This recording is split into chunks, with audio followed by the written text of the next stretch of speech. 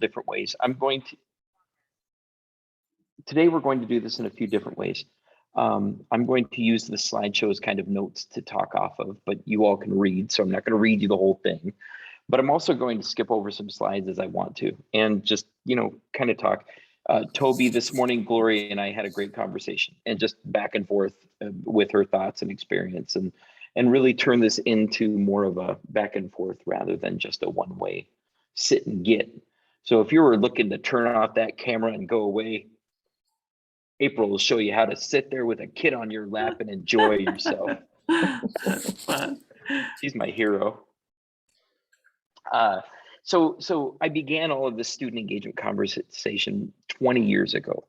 I had worked in schools before that, and way back in 2000, I was hired as Washington State's first ever student engagement specialist. Nobody was talking about student engagement in 2000. It was not a conversation.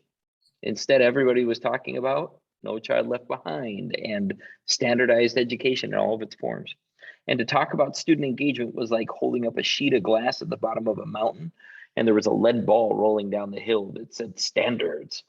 And I was supposed to stop the glass, stop the lead ball with my sheet of glass. It didn't go so well. I ended up running a 3-year action research project here up in Washington that I talked to just over 4,000 different students and educators statewide, and basically had conversations. What is this about? What does it mean to you? What does it look like? What does it feel like? And what does it do? And I got laughed out of some rooms. You go into these teacher conferences that were high stress, high pressure, and you're there to talk about student engagement. And there was no room for it. There was no space for it. I started going nationally. I went to lots of different conferences. I had lots of different meetings. And I got into the research database. And what I ended up finding out was that there had been minuscule research done up to that point. And even though it was a phrase, people didn't understand what student engagement was. So in this PowerPoint, in this slideshow, my intention is to show the breadth of the concept and the whole bigness of it. And Gloria, we got into this a little bit this morning, but let's take a look. The first assumption behind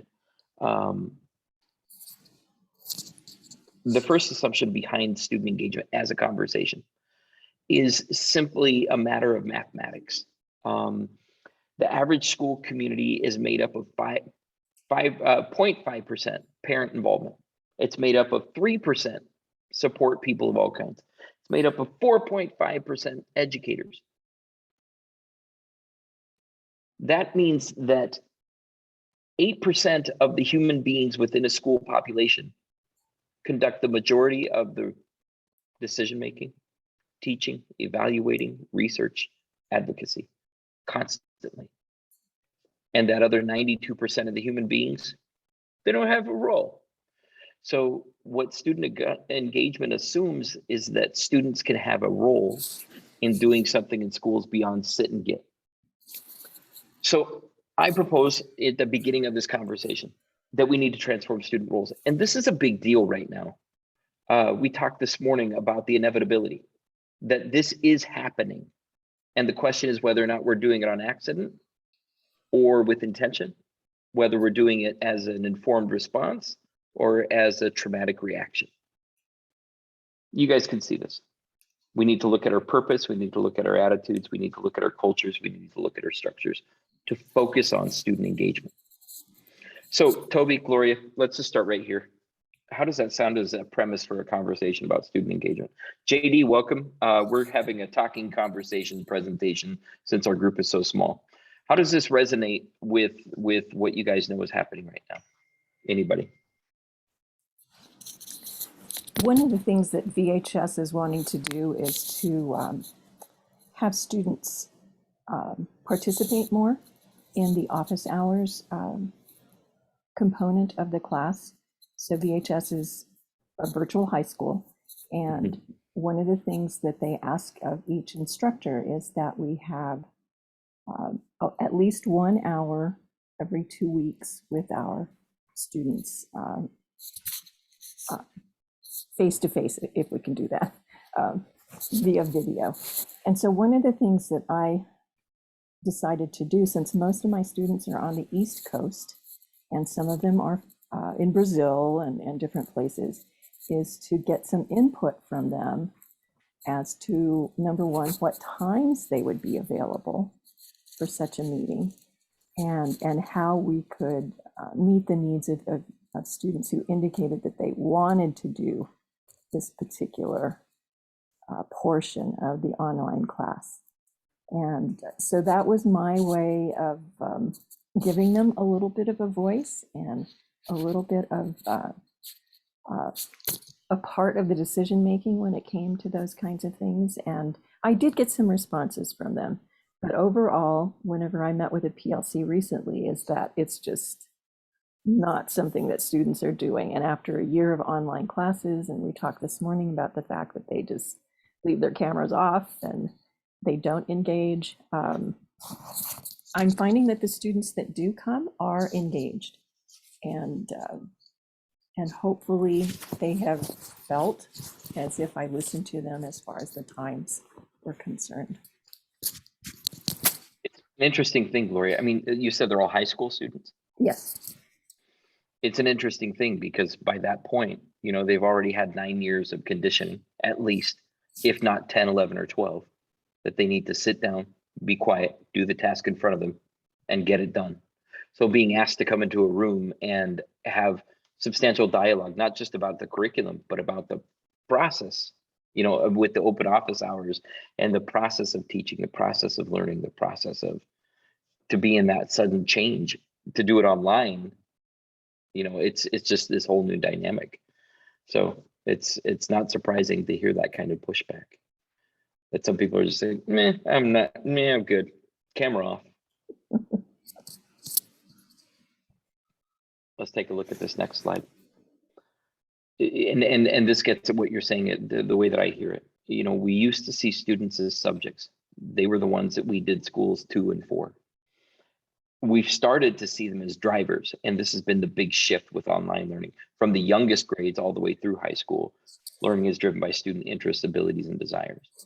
Now, who determines those interests, who determines those abilities, who determines those desires, and how they're interpreted, that's a whole different question. And that really gets to the last one of students as partners. Because when we start seeing students as partners, we can talk about equity and equality in a new way, rather than a racial lens or a gender lens, both of which are appropriate.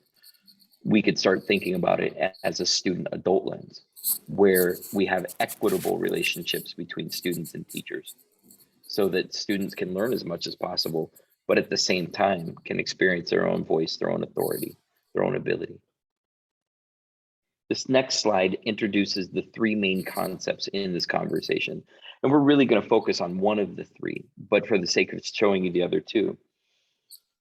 Meaningful student involvement is the process of engaging students as partners throughout education reform for the purpose of building community, democracy, and education.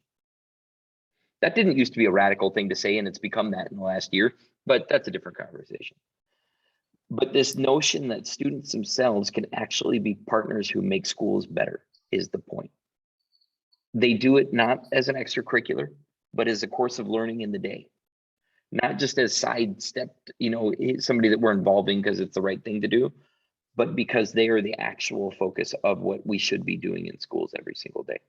Again, with the youngest examples happening in kindergarten and the oldest happening in 12th grade. So we get that entire spectrum of possibility with meaningful student involvement.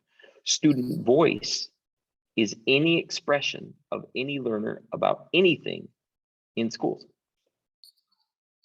It's a radical idea that the kid who puts on the suit and the tie or the nice dress and they go to the school board meeting and they present on school start times, these must change, and they give their research and they share the facts. That's student voice. But so is the kid with the Sharpie marker who runs out in the hallway after class and scribbles on the wall, "Mrs. Jones sucks." That's student voice. Participating in class and sharing your thoughts and ideas, that's student voice, but so is turning off your camera and staying quiet the whole time. The question isn't whether or not students are sharing their voices. The question is whether or not adults are prepared to listen. And then the last piece of this puzzle that's presented is student engagement. and again, a simple definition that we shared this morning, Gloria.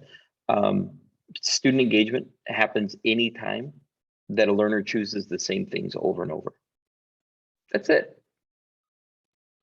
It's academic, so that when the student does time on task and completes their goals and shares in class and does the things that the teacher wants, that is a form of student engagement.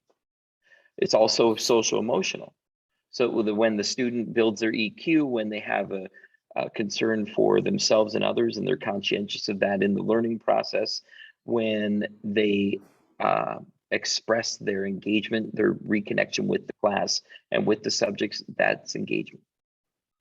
It's also psychological, it's also cultural, it's also all of these different things, all of these different forms of student engagement, because student engagement is any time that a learner chooses over and over. Doesn't have to be positive according to adults. It doesn't have to be negative according to adults. It can be anything. So that the kid who goes and is always participating in class and always raising their hand, or always using the camera in Skype and or on Zoom and always, interacting, that student can be engaged. But so can the young people who are sitting in the back of the classroom texting each other the latest joke that they found on the internet. Here's a meme that you got to check out. Watch this Snapchat, this TikTok. So are the students who go in the back and vape every single day. They choose to do that over and over.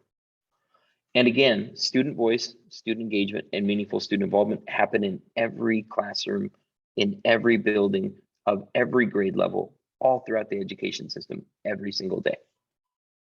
They're not anomalies. They might be accidental. They might not be intentional, but this is an exception. This is the rule. This is the way it operates. So just taking a look at these three concepts and kind of remembering and thinking about all of that, do these ideas resonate with either of you, Gloria and Toby? I mean, do they stick? Does it make sense, or is it too far afield? Just off the little things that we've said so far. Well, I haven't really worked in the classroom. My experience in education has been pull-out related services, and that has been with fairly low functioning kiddos, are not typical anyway, put it that way. And so we had, I feel like that was a little bit more meaningful engagement. Just we made sure that we did movement every day, and I got right there in the floor and did it with them. And,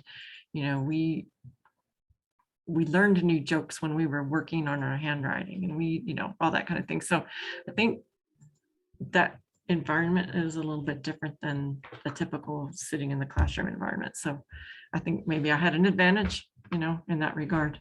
So. And one of the most powerful things that we know, Toby, behavior as language.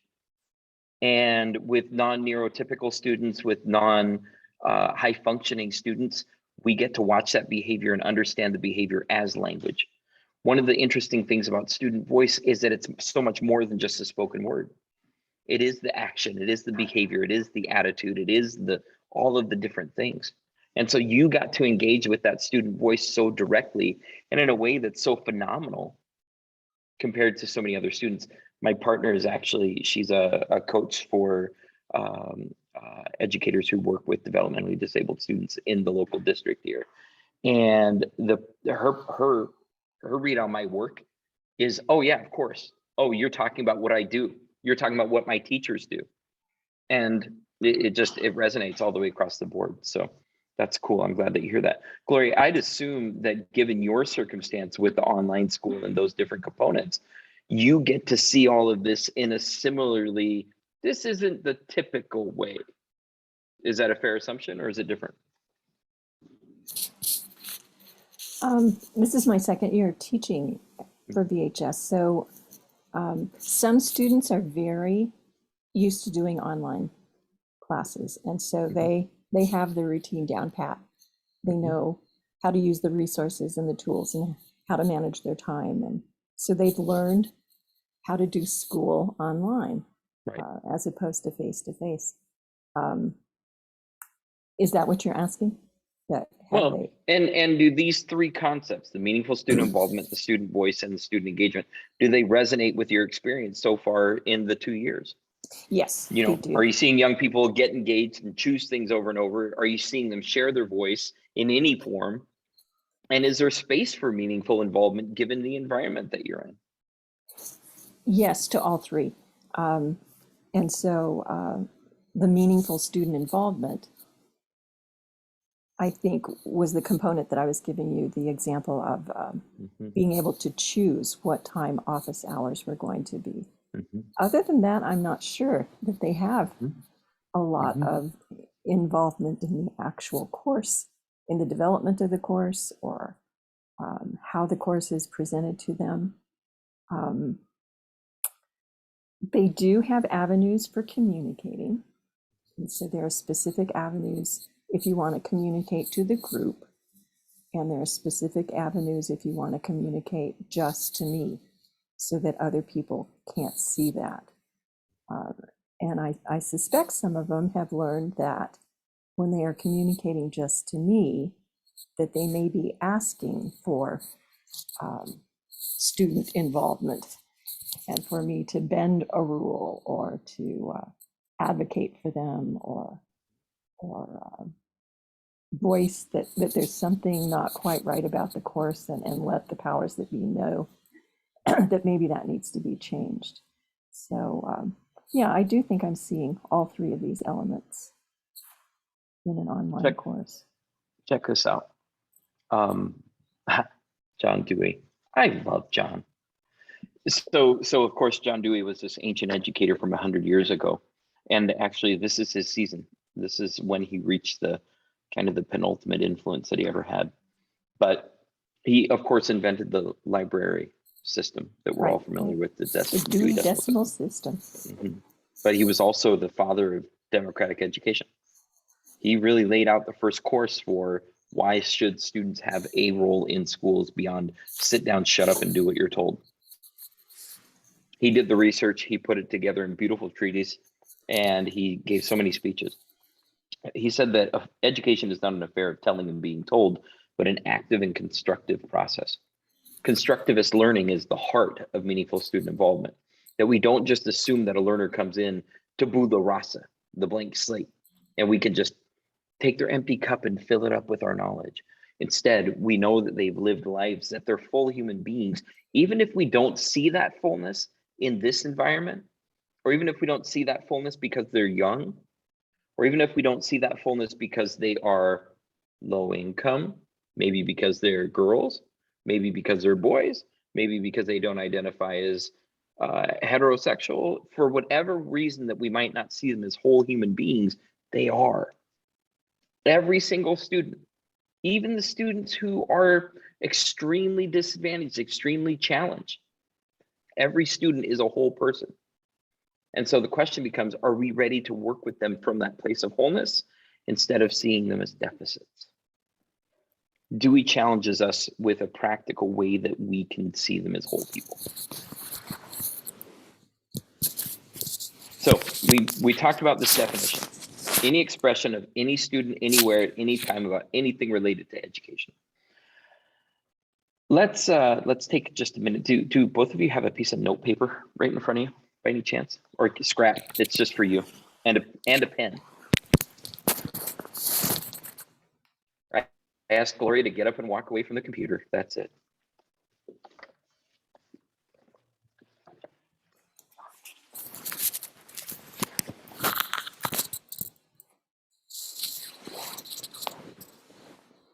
Thank you, Gloria. Okay, so on your piece of paper with your pen, go ahead and make a T chart. So a line across the top and a line down the middle. Doesn't have to be artistic. Again, this is just for you. On your T chart, on the top right, I want you to write down student voice. And on this side, in your job right now, not in anything you've ever seen or done outside of your current job, but currently, right now, how does student voice exist? There's no wrong answer, but look at this definition again. It's any expression of any student anywhere at any time related to anything about education. So think as dynamic and out of the box as you can and just make a list. Try to come up with 10 things. I'm going to give you about a minute to just brainstorm on your own. There's no wrong answer. Don't be shy. April, I hope you're playing along at home.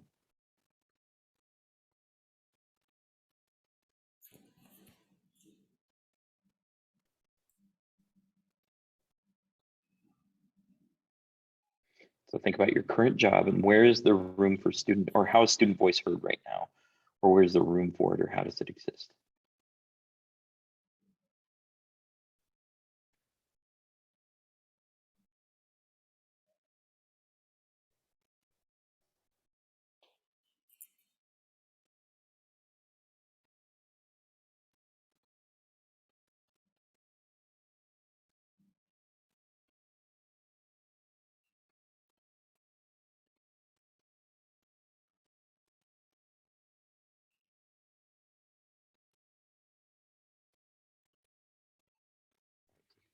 More seconds.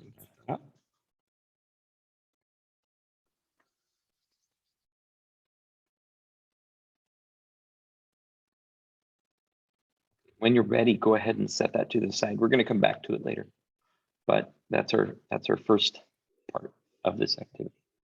So let's take a look at the student voice. Here are some examples that I brainstormed.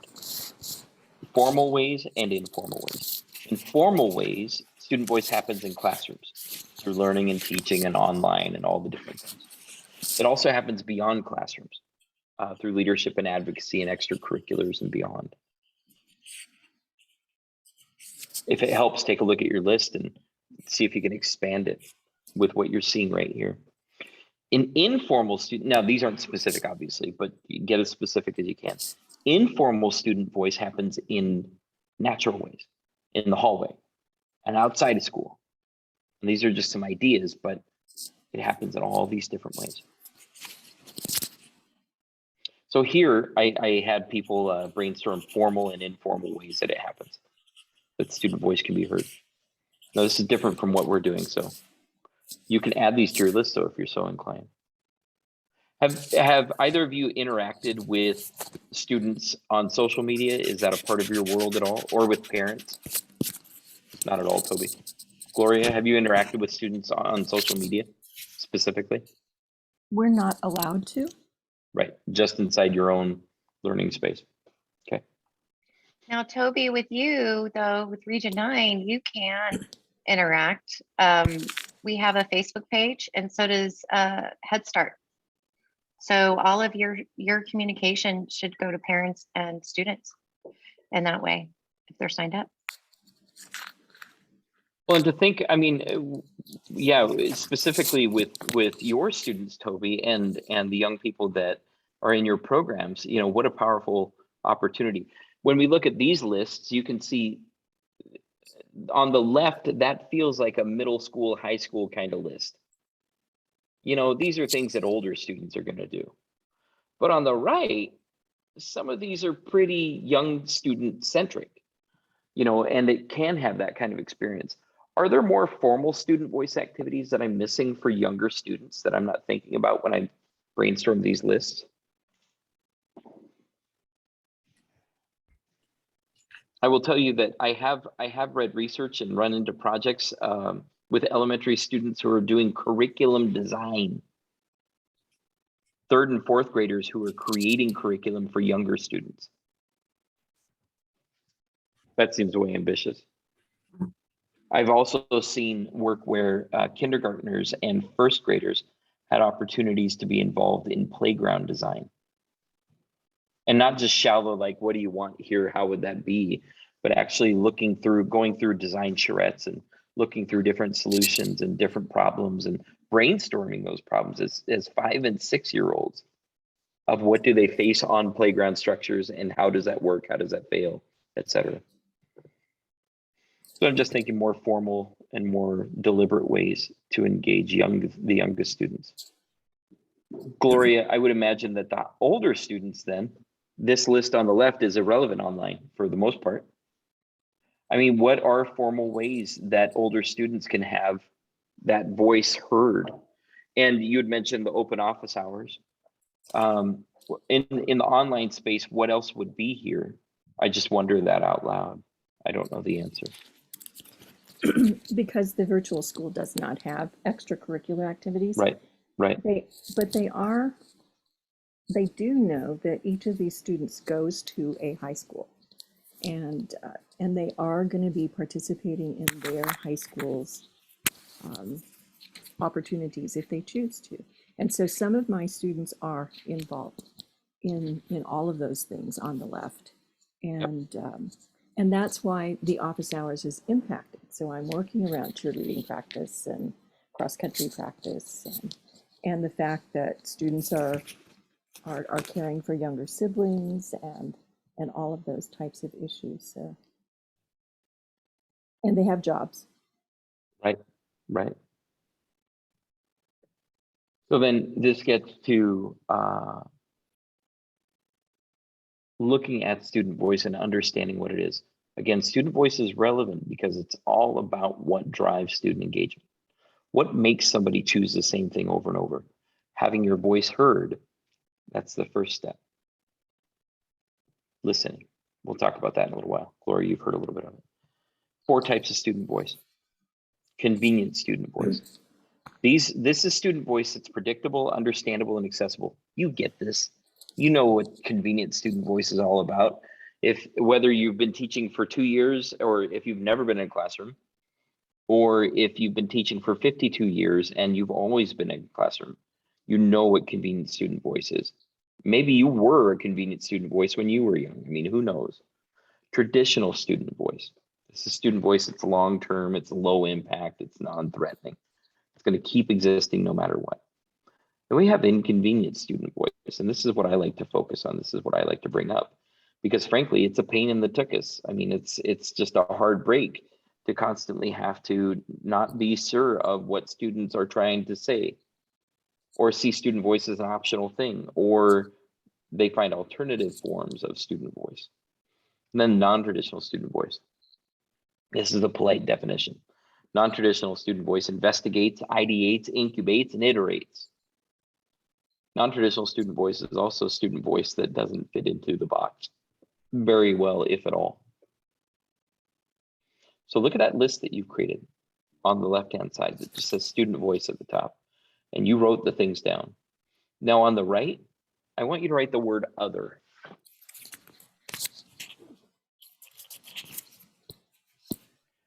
And when you write the word other, we're not going to focus. Anyway, you get the idea. On one side, it says student voice. On the other side, it says other. When you write the word other and you look at your list on the left, I want other to be other ways that students express themselves that might not be reflected in your list on the left. So what are some other ways that students share their voice? There's no wrong answer. Just think as dynamically as you can. If it helps, look back up here at these types of student voice. Take about a minute and think through that.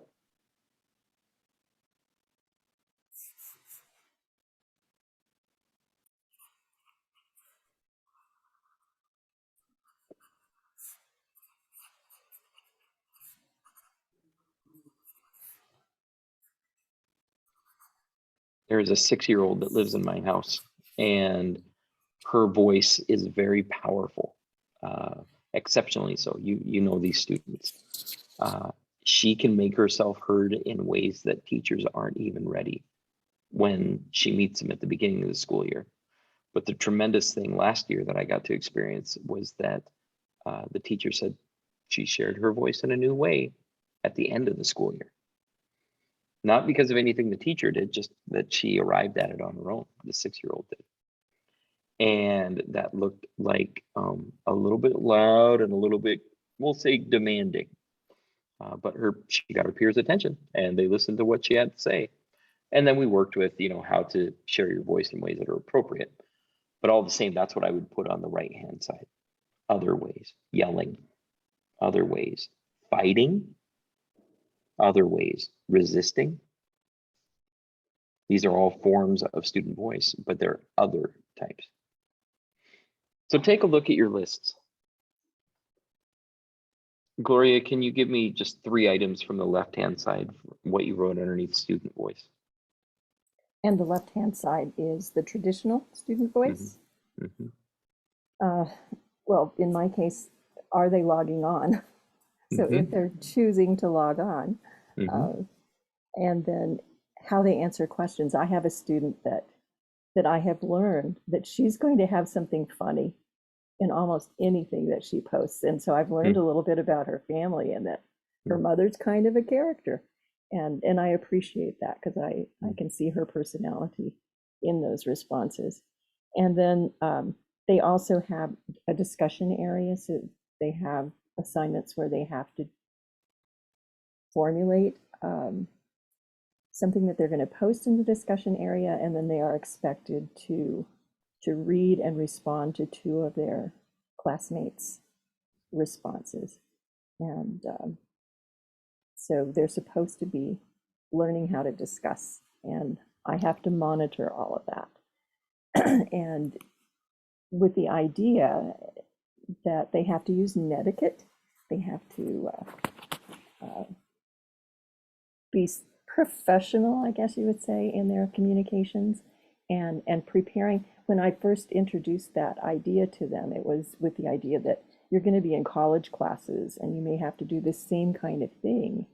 And professors are going to expect you to be able to communicate in a professional, acceptable type of way. And you can't just respond to your classmates by saying, oh, I agree with that. You have to have like an interaction with them. So that's my Very third cool. one. Thank you. Toby, how about you? What are 3 things on the left side? Well, because I work mostly with littles now, anywhere from 3 to 5, they have the option of either participating in a screening. I have to do hearing screens and I have to stick a thing, a probe in their ear, and they can either choose to allow me to do that or not. Most of the time they do, sometimes they don't. Right. But that's same still way an with the- allowance. It's a choice that they get to make It's whether or not. it's their voice, really. If That's great. they do or Love they it. don't, because some of them are scared to death. Yep. You know, some of them are That's so great. used to being poked on. You know, Yep. then there's just the participating in the screening in general, because there are all kinds of different activities that they are, asked to do, and sometimes they'll do them and sometimes they'll choose to do something else, and sometimes we do something else for a little while. And so is that what you're kind of getting at? Yep, absolutely. You got it. All right. So when we look then at these 4 different types of student voice, you can see how the things that you wrote down on either side, either other or typical, how they shake out into these 4. So here's how the tool goes. If you have a separate page or a bottom part of what you've already written on, go ahead and draw a box. It doesn't have to be too big, but make it big enough to write inside of. And then take and divide that box into 4 squares, just a line down the middle, up and down, and a line down the middle, left and right. Now at the top left-hand corner, write the word convenient.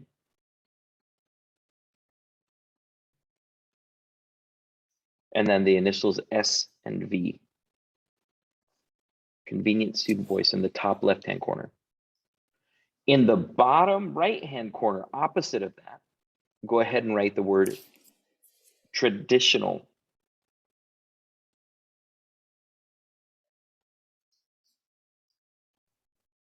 And then the initials SV. Convenient and traditional. Now, in the upper right-hand corner, write the word inconvenient SV. And then in the bottom left-hand corner, write the phrase non-traditional SV.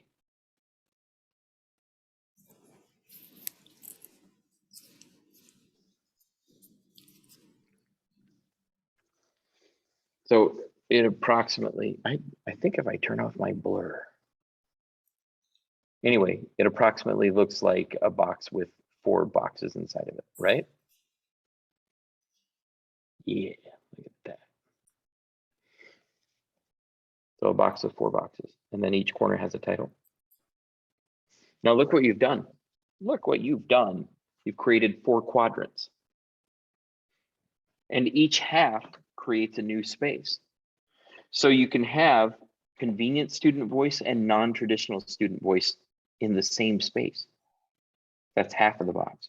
You can have non-traditional student voice and inconvenient student voice. You can have, you can mix and match these. But the point is that you take all of your items from the brainstorm and you put them into these quadrants. If it's really in the middle, if it's not one thing or the other, put it really in the middle. But if it's way far out, really inconvenient and really non-traditional, put it way far out. But you use this as a scatter plot, right? And you basically scatter out your examples.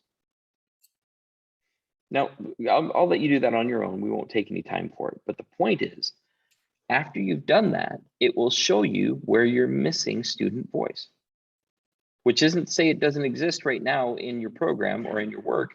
It just means that you're not hearing it or don't see it. Whether that's non-traditional student voice or inconvenient student voice or even convenient.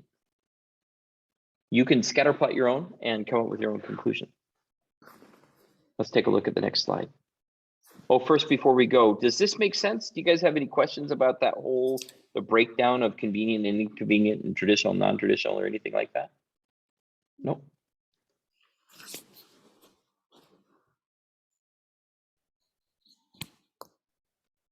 Oh, every summer, except for last summer, I lead a program in Seattle Public Schools. It's a summer camp that's focused on student voice for students.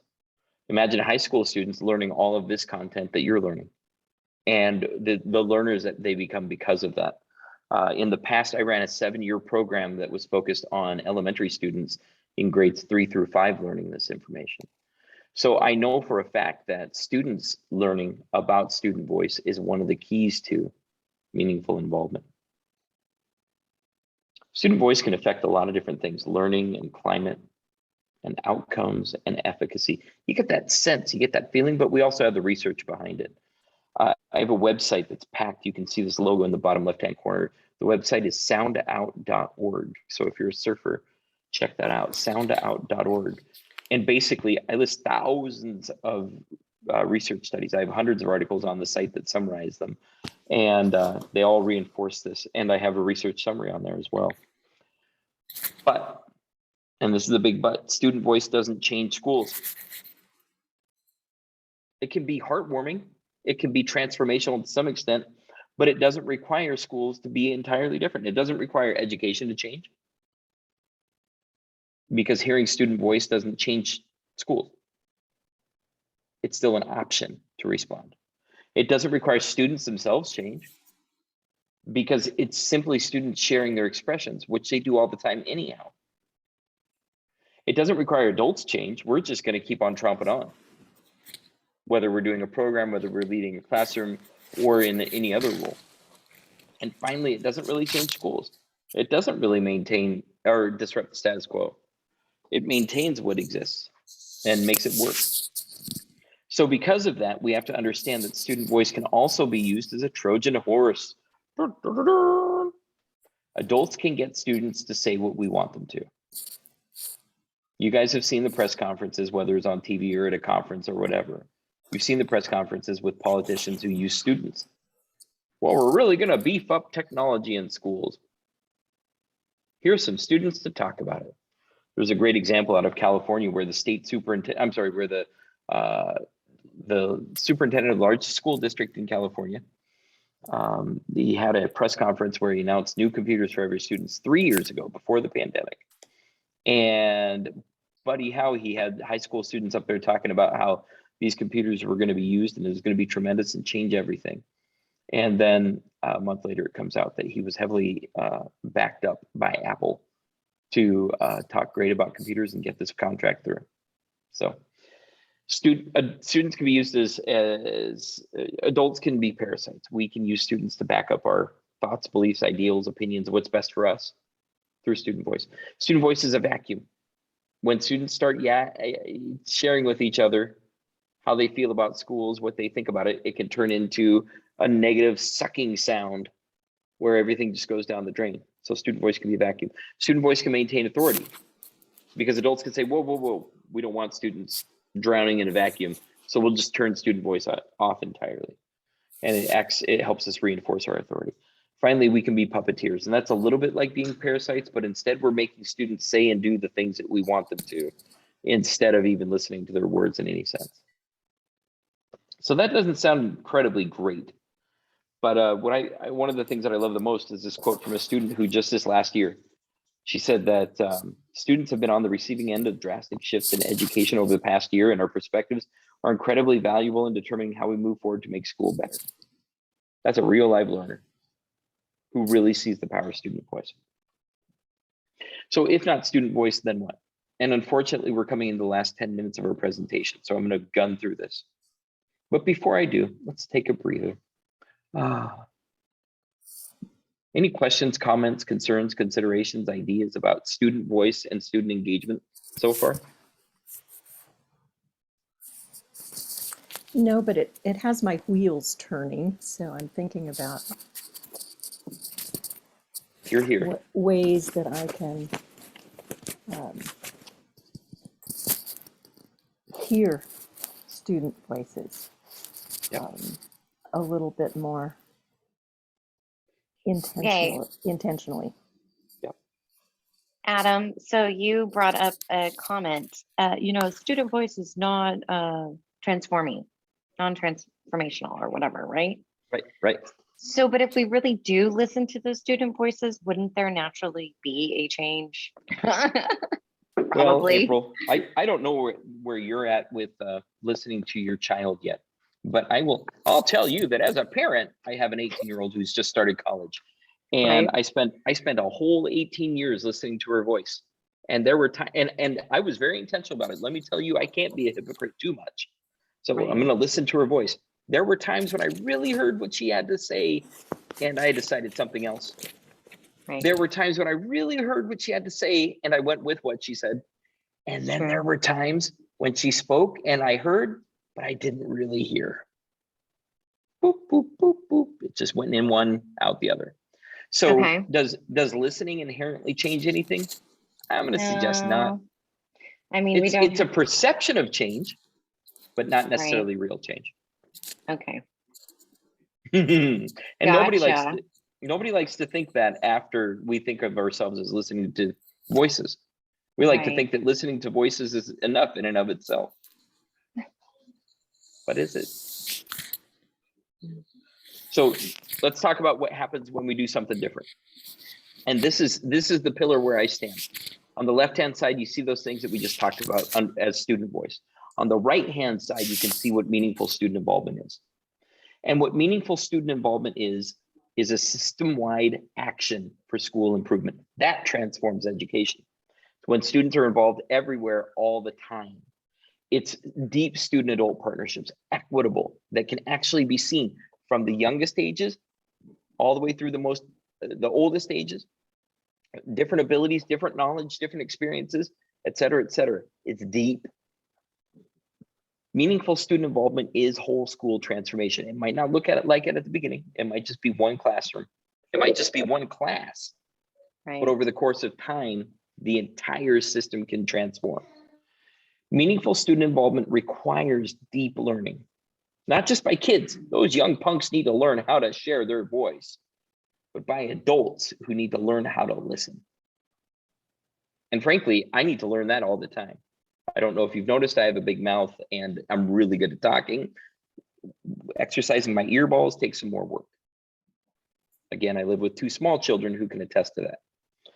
And then meaningful student involvement expands possibilities for everybody, for students and adults.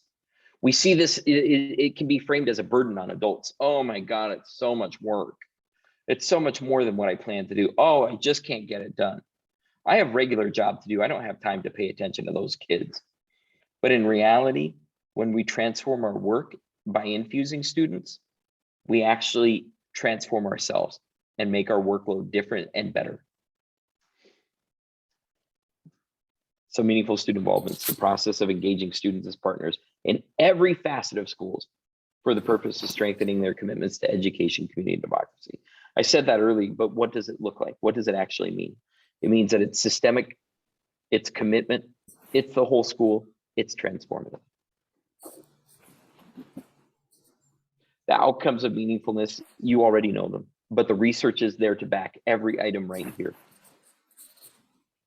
The outcomes are for individuals students, individual adults. It changes our learning, it changes our teaching, it changes our leadership. For schools, it increases equity among learners and makes for greater outcomes for all students. It enriches camaraderie and increases community for students and teachers and families. And it focuses on whole school ownership so that the entire school believes in the improvement of the school and making learning better for everyone. And then meaningfulness affects systems, transforms the outcomes for everybody who's involved, not just for learners themselves, students themselves, but also for teachers, also for support staffs, for entire programs. Meaningfulness it increases the investment in education and voter ownership over schools. And finally, there are visible impacts of school improvement for every learner. That's pretty powerful. Those are big claims, but the research exists to support all of it. Now you ask yourself, why isn't this already? Oh, just as a note, I've researched for all of this. I didn't just make this good looking graphic up. I have evidence that shows meaningful student involvement affects students ages 5 to 10, 11 to 13, 14 to 18, and then adults. So if you want to do it, if you want to take action, you have to ratchet up meaning for all learners everywhere, all the time. You have to move from concepts to practice. And you have to understand that meaningful learning is not the same. Meaningful involvement is not the same for every learner. It has to be personalized, has to be customized, it has to transform and change according to the students' needs rather than our demands. We have to face the barriers, name them and face them head on. We have to understand the purpose of it, and we have to find community. If you're a Facebook person, we have a global community that's called Student Voice Research and Practice, has more than 6,000 members around the world, made up of teachers, educators, researchers, practitioners, advocates like myself, and students themselves, who are all members. So take a look in that. It's an interesting space that gets some cool stuff going every now and then. Finally, as a note, there's this African proverb: when an elder dies, a library burns to the ground. It's interesting to me to think of a 4-year-old as an elder. But honestly, there's something that they're here to teach me. And when I don't get that learning from them when they're 4, that knowledge goes away. Then they're 5. But if I don't get that learning from them when they're 5, that knowledge goes away. And then they're 7, and then they're 13, and then they're 17, and then they're 21. And I can't even imagine. That's still 3 years away. So I got a lot of knowledge that I got to squeeze out of my kid before she's done. But if you're a parent, or if you're a teacher, or if you're a program manager, or if you're a building leader, it doesn't matter. All of these students are elders, and the wisdom comes from us learning that we need to learn from them. So that's a little bit about meaningful student involvement, and it just goes on and on. There's so much more, but the point is that there are barriers, and I'm not even going to mention them, but I am going to stop here, because the point is that all this information is waiting for you. There's so much to do with it. And if you never take anything away, that's on me.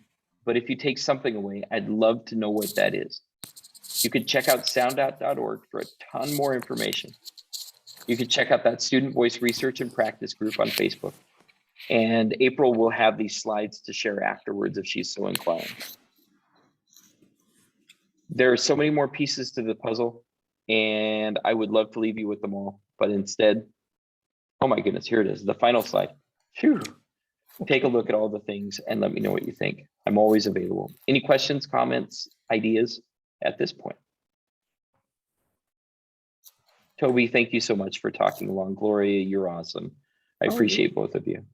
Thank you. Thank you. This was incredibly bunch of information.